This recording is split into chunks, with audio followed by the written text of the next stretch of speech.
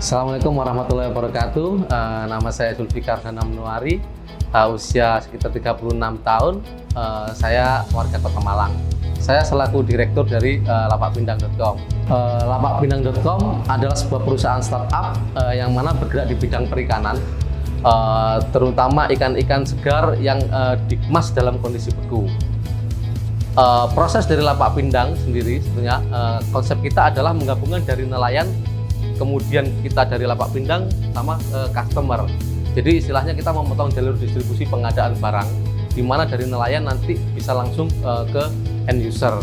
Nah itu sebenarnya konsep dari lapak pindang.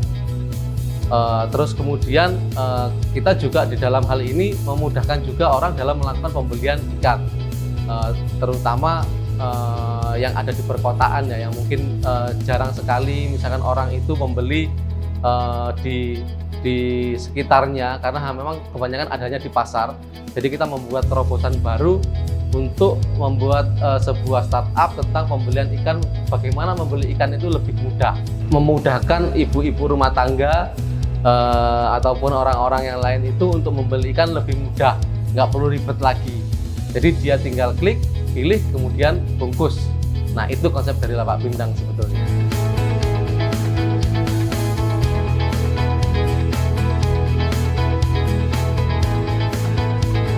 Untuk Kota Malang sendiri sebetulnya untuk pangsa pasar pemakan ikan, artinya market share ya, kita ngomong market share tentang ikan itu sebenarnya memang tidak terlalu besar.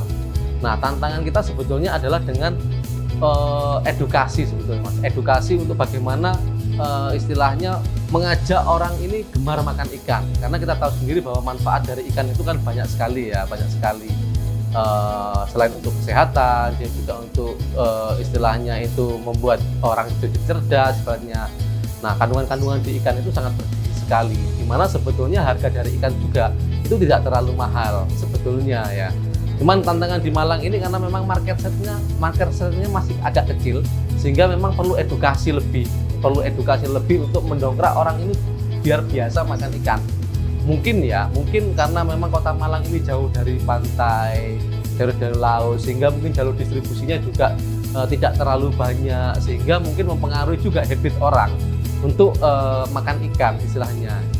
Mungkin beda kalau misalnya daerah-daerah yang pesisir utara atau selatan yang banyak ikan, mereka mungkin habitnya lebih banyak makan ikan. Cuman untuk di Kota Malang juga ada salah satu juga tantangan bahwa sebetulnya orang makan ikan juga tidak terlalu sedikit, ada banyak gitu. Cuman dia itu lebih ke ikan pindangan sebetulnya, ikan pindangan. Nah ini bedanya sebetulnya ikan pindangan dengan ikan segar. Nah karena ikan pindangan itu rata-rata ya mungkin kondisinya ya kurang begitu fresh kan, tidak fresh, terus kemudian dia dimasak. Sebenarnya pindangan sendiri itu adalah teknik untuk mengawetkan ikan sebetulnya dengan cara merebus ikan. Nah supaya ikan itu nggak busuk, istilahnya ada proses lagi namanya dipindang. Dia tinggal direbus, terus kemudian dia agak bertahan lebih awet daripada yang segar kemudian agak lama kayak gitu. Nah kalau di kita juga proses mengawetkan di lapak pindang itu proses mengawetkan ikan, tapi dengan cara dibeku. Ya kita tahu mungkin pandemi kemarin memberikan pelajaran ya, karena orang juga tidak terlalu banyak istilahnya keluar, kemudian movingnya itu memang dibatasi. Nah ini membuat orang lebih cenderung praktis. Jadi membeli, bagaimana sih caranya membeli, misalnya kita nggak perlu keluar rumah, nggak perlu ke toko, nggak perlu ke pasar. Nah opportunity ini yang dibangun oleh lapak pindang sebetulnya, memanfaatkan ya kondisi pandemi ini membuat kita harus berpikir banyak memang. Akhirnya ya kita menemukan solusi ya, mungkin kita akan mencoba untuk teknik yang frozen kayak gitu. Kayaknya memang demand-nya agak banyak gitu loh kalau frozen. Nah itulah kenapa kita juga akhirnya menginisiasi untuk menciptakan lapak pindang ini.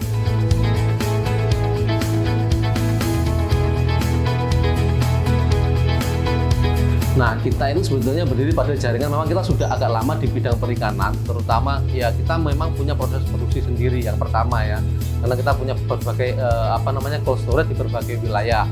Nah itu yang menyebabkan mungkin kita lebih stabil, karena ini sebetulnya masalah stabilitas harga itu tergantung dari stok opnam barang sebetulnya. Nah kita menjaga supply and demand-nya itu di situ Mas. Jadi untuk supply-nya atau kemudian stoknya itu kita jaga memang. sehingga membuat kita cenderung lebih stabil untuk masalah harga. Sudah banyak ya rekanan ya, jaringan nelayan Nusantara itu juga banyak gitu loh, dari berbagai wilayah, nggak hanya di Pulau Jawa, sampai keluar Jawa juga kita itu punya jaringan sampai ke sana. Artinya untuk pengadaan barang, nah kita itu sudah sangat mumpuni gitu loh, sehingga stok opnam kita nggak kurang. Nah itu kita akhirnya bisa mengeliminir tentang masalah fluktuasi harga di situ ya.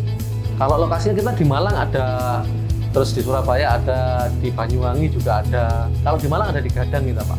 Ya kalau untuk item-item produk lapak pindang ada beberapa jenis ikan. Nah terutama memang ikan-ikan yang konsumsi, yang sering dikonsumsi.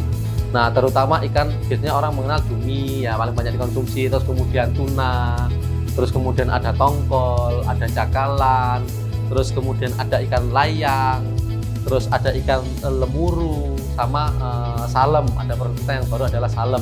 Salem itu kalau misalkan bahasanya biasanya makarel. Nah itu biasanya memang bahan bakunya ke sarden. Lemuru juga sama. Lemuru itu memang bahan bakunya sarden.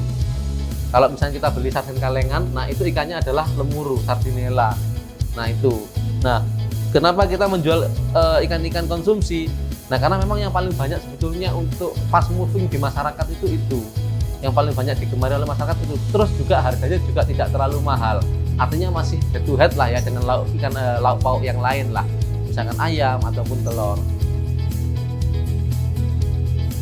Nah kalau untuk cara pembelian di lapak pindang itu ada beberapa cara Mas. Yang pertama, kalau misalkan kita males nih mau ke outlet nih, teman-teman juga bisa pesan lewat website kita di lapakpindang.com. Nah di situ tinggal nanti ada link tree-nya ke WA bisnis kita ataupun ke marketplace. Nah kita sudah ada, mau di Shopee atau Tokopedia kayak gitu kita ada. Nah atau juga bisa datang ke outlet di Ruko Taman Borobudur Indah, Kapling 11, Jalan Puncak Borobudur, Kelurahan Mojalangu. Nah atau mungkin agen-agen kita juga sudah banyak Mas tersebar. Mungkin di setiap kecamatan ada agen-agen kita. Kalau memang di divisi lapak pindang, memang kita ada membagi dua market ya. Yang pertama itu adalah B2C, yang kedua adalah B2B. Nah, di divisi B2C ada yang retail ya, seperti kita di agen-agen ataupun di outlet-outlet, itu adalah ranahnya di B2C, divisi kita. Nah, untuk B2B kita jalannya memang ke perusahaan-perusahaan ataupun mungkin resto-resto atau hotel, atau mungkin instansi-instansi yang membutuhkan dalam jumlah memang besar. Nah itu kita juga ada divisi itu Pak, di B2B. Nah untuk menjadi agen itu kita ada dua prasyarat sebetulnya. Yang pertama itu kalau misalkan mereka sudah punya freezer box, ya kan, kalau misalnya mereka punya infrastrukturnya untuk jadi agen itu adalah freezer box. Nah itu mereka tinggal melakukan pembelian aja dengan nominal tertentu, ya nominal tertentu dengan kuantiti tertentu, mereka sudah bisa kita jadikan sebagai agen itu. Atau kalau misalkan mau paketan sih semuanya, nanti kalau misalkan untuk supportingnya dari lapak pindang semuanya juga bisa. Kita yang mengadakan freezer box-nya itu ada nanti nilai paketan kemitraannya di lapak pindang. Untuk B2B bisa langsung menghubungi kita karena kita insya Allah juga bisa menyediakan untuk berbagai kebutuhan ikan dalam jumlah dan kuantiti yang besar.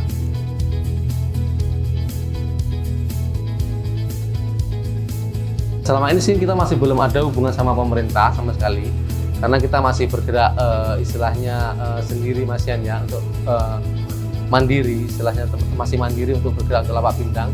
Nah harapan kita juga tetap ada sinergi nanti dengan pemerintah, karena memang kalau menurut saya itu masalah makan ikan ini perlu edukasi, jadi harus kuat di edukasinya memang. Nah sinergi antara pelaku bisnis ataupun mungkin pemain yang ada di perikanan baik dengan pemerintah itu memang harus sinergi kalau menurut saya. Nah kalau menurut saya memang itu penting Mas. Jadi kalau misalkan untuk edukasi baik itu ke masyarakat maupun ke contoh misalkan ke agen-agen kayak gitu ya.